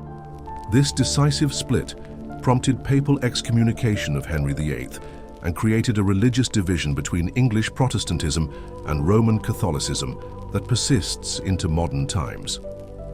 Ivan IV ascended to Russia's throne with early reign successes, military victories expanding Russian territories, and magnificent architectural projects like Moscow's St. Basil's Cathedral. However, his psychological deterioration progressively revealed itself through increasingly erratic governance. Growing paranoia led to brutal purges targeting perceived threats, while his notorious temper brought harsh consequences to anyone questioning his judgment. Following his beloved wife Anastasia's death in 1560, Ivan experienced a profound psychological breakdown, unleashing increasingly violent campaigns against his own subjects. His infamous Oprichnina, a reign of terror and widespread repression, claimed thousands of Russian lives and devastated countless families, earning him the fearsome moniker the Terrible. While Russia endured turmoil, England flourished during its Renaissance under Queen Elizabeth II. Elizabethan dramatists created works with poetic language and profound meanings, including plays about historical figures previously discussed. William Shakespeare authored numerous historical dramas: Julius Caesar depicting the Roman leader's assassination, King John exploring the 100 Years' War, and Henry VIII examining power's corrupting influence. The theatrical landscape featured other prominent playwrights, including Christopher Marlowe, Ben Jonson, and John Webster. Across the Atlantic, the English colony of Jamestown was established in Virginia under the Virginia Trading Company's direction. Further north, Samuel de Champlain founded Quebec, securing French influence in Canada. Meanwhile, Europe plunged into another devastating conflict, the 30 Years' War between Protestant and Catholic forces. Beginning in 1618, when the Holy Roman Emperor attempted to impose Catholicism on Protestant Bohemia, resistance quickly escalated into widespread warfare. For 3 decades, armies traversed European landscapes, leaving destruction in their wake. The conflict featured brutal sieges, bloody encounters, and atrocities committed by all participants. eventually involving most major European powers, France, Spain, Sweden, and the Holy Roman Empire. The war represented a complex intersection of religious, political, and economic motivations. The conflict finally concluded in 1648 with the Peace of Westphalia, which recognized Dutch independence, established sovereign states within the Holy Roman Empire, and ended the religious conflicts that had fueled decades of bloodshed. In China, the Ming court faced mounting challenges from corruption, factional disputes, and economic decline. Emperor Chongzhen struggled against internal pressures while attempting to strengthen defenses against Manchu threats. But court infighting and resource shortages undermined these efforts. In 1644, Prince Dogon led a massive Manchu invasion. The weakened Ming forces, compromised by years of neglect, could not resist the disciplined Manchu army. Beijing quickly fell, ending the Ming dynasty and continuing China's dynastic cycle. In Europe, King Charles II of Spain died without heirs, triggering a major succession crisis. King Louis XIV of France championed his grandson Philip for the Spanish throne, seeking to extend French influence over Spanish territories. Emperor Leopold I of Austria countered by supporting Archduke Charles, a Habsburg candidate who might counterbalance French expansionism. This dispute escalated into a major conflict with various European powers forming opposing coalitions. The principal contestants, France and Spain versus Austria, Great Britain, the Dutch Republic, Portugal, and smaller allies, fought until the 1713 Treaty of Utrecht recognized Philip as Spanish king while requiring him to renounce French throne, claims and cede territories to Britain and Austria. The 1714 Treaty of Rastatt officially concluded hostilities. In 1707, the Acts of Union passed through England and Scotland's parliaments, merging these kingdoms into a single political entity, Great Britain, establishing the legal foundation for the nation we know today. However, many Scots resisted this union, sparking protests and rebellions in subsequent years, including the Jacobite risings of 1715 and 1745, which sought to restore Scottish sovereignty and monarchy. On July 4, 1776, American revolutionaries gathered in Philadelphia to sign a document proclaiming, "We hold these truths to be self-evident, that all men are created equal, that they are endowed by their Creator with certain unalienable rights, that among these are life, liberty, and the pursuit of happiness." The American struggle for independence had begun. While conflict erupted in the Americas, Europe witnessed different developments. Adam Smith published his groundbreaking work, The Wealth of Nations, establishing the principles of laissez-faire economics, which proposed markets would naturally find equilibrium over time. In Austria, Mozart performed his masterpiece, the Hafner Serenade, an elegant composition featuring courtly dance melodies, graceful harmonies, and sophisticated instrumental arrangements. As warfare continued, King George III deployed massive forces to America. Though colonists lacked formal military training, their intimate knowledge of the terrain and guerrilla tactics rendered them nearly invisible, while British soldiers in bright red coats made conspicuous targets. In summer 1781, George Washington and French General Rochambeau marched south to Virginia, besieging Cornwallis's army at Yorktown. The British found themselves trapped with no land or sea escape route. As weeks passed, American and French forces bombarded British positions with artillery and constructed trenches to advance toward enemy defenses. A crucial naval victory by French forces off Virginia's coast severed Cornwallis's last potential escape path. On October 14, 1781, American and French forces launched a massive offensive against British fortifications. Despite valiant resistance, British troops were overwhelmed by superior numbers and firepower. By October 19th, Cornwallis surrendered to Washington, effectively concluding the conflict. The Yorktown victory marked British rule's end in America and the beginning of a new national experiment. With America liberated from Britain's control, a fundamental question emerged. How would this new nation govern itself? Would General Washington become monarch? Democracy prevailed, though Plato's ancient concern remained, that common citizens might lack wisdom to select capable leadership. The Constitutional Convention addressed this by creating the Electoral College, where citizens would vote for representatives who would then select the president rather than direct popular election. The French, observing America's successful revolution, grew restless under King Louis XVI and Queen Marie Antoinette's rule. As the Queen allegedly told starving peasants to eat cake, French citizens mobilized for greater political representation, forming the National Assembly to create laws expanding citizen rights. A defining revolutionary moment came with the storming of the Bastille, a prison symbolizing royal authority. Citizens breached its walls and freed prisoners, igniting nationwide revolution. Many prominent figures lost their lives during this upheaval, including King Louis XVI and Queen Marie Antoinette. The people, weary of uncaring monarchs, sought a system with universal representation, electing Maximilien Robespierre in 1789. Initially serving as a delegate to the Estates General addressing France's financial crisis, Robespierre quickly emerged as a prominent National Assembly voice, advocating for common citizens' rights against aristocratic privilege. As the revolution progressed, his views radicalized, supporting King Louis's execution and republican government. Elected to the powerful Committee of Public Safety in 1793, Robespierre oversaw the notorious Reign of Terror, during which thousands faced arrest, trial, and execution for alleged crimes against the revolution. Known for uncompromising governance, Robespierre's influence diminished as public fatigue with revolutionary violence grew. In 1794, he was arrested, imprisoned with close allies, and executed on July 28th, ending the Reign of Terror and temporarily halting French democracy. The nation transitioned to the Directory system, establishing a 5-member executive council chosen by the Council of Elders legislative body. This moderate government aimed to balance competing revolutionary factions.